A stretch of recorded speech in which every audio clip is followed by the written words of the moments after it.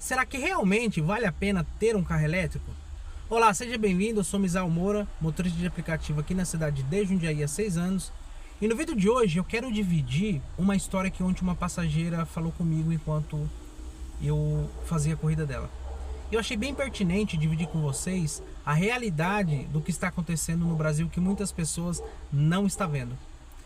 Ela me informou que o marido dela tinha um Prisma 2016, trabalhava 100% só com os aplicativos, um carro quitado, um carro muito bom, confortável, um carro que estava atendendo a família. Então ele começou a assistir alguns vídeos na internet e viu que muitos motoristas estavam indicando a compra do carro elétrico, porque o carro elétrico vai mudar a vida, o carro elétrico muda o jogo. Quem quiser permanecer como motorista agora, a onda é ter um carro elétrico. E ele, empolgado com essa ideia, o nome limpo, o carro quitado, convenceu a esposa a ir numa loja e financiar um carro elétrico. O carro que ela financiou custava R$135 mil. Ela falou que deu o carro de entrada, ficou ainda 60 parcelas de R$2.600. Todos empolgados, pegaram o carro, vieram para casa, tudo tranquilo, tudo bonito. Primeira semana uma maravilha. Ela falou que com 6 meses as coisas começaram a ficar difíceis, porque ela perdeu o emprego que ela estava e só o marido dela agora estava mantendo as contas de casa, pagando aluguel e pagando parcela de carro, pagando seguro e revisando o carro. Ela falou que a vida dela virou um caos, a vida dela virou um absurdo, porque foi começando as parcelas se atrasarem, virando bola de neve, porque o dinheiro que ele fazia, ou ele pagava o carro, ou ele pagava o aluguel e as despesas de casa. Por fim, ela falou que depois de 6 meses, ele teve que devolver o carro para a concessionária. Ela falou que isso foi um baque na vida deles. A vida deles mudou assim, do dia para a noite. E essa é a realidade que está acontecendo com muitas pessoas com a ilusão do carro elétrico. O carro elétrico é bom? Com certeza. É muito bom. Desde que você tenha condições de comprar um carro elétrico, que você não tenha uma parcela muito alta. Porque o que eu estou vendo na internet é muitas pessoas só falando do carro elétrico, dizendo que o carro elétrico é muito bom, que o carro elétrico vai mudar a sua vida, que o carro elétrico vai mudar o seu faturamento. Mas olha a realidade desse casal.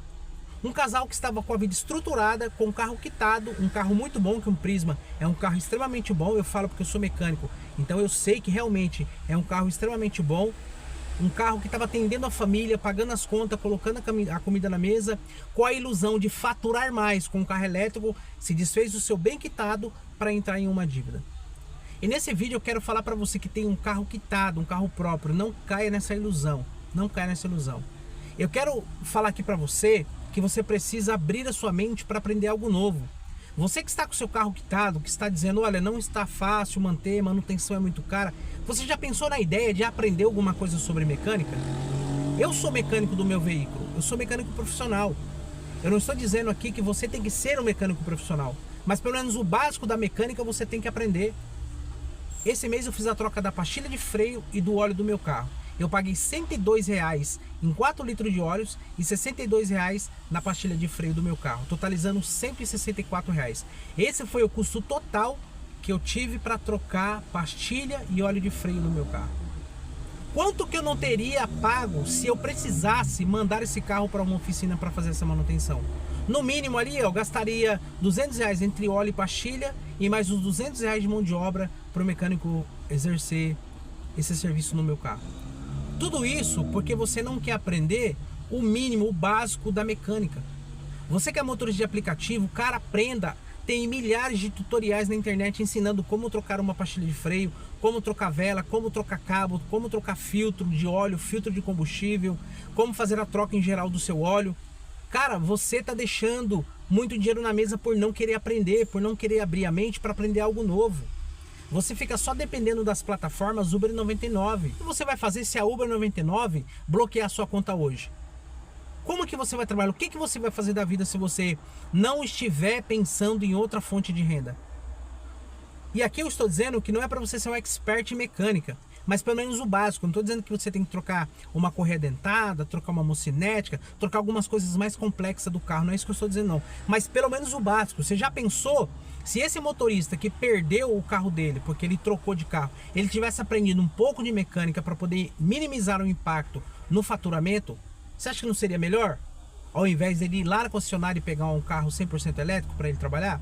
Eu não estou dizendo mal do carro elétrico. Eu estou dizendo que se você quiser ter um carro elétrico, então se programe para isso.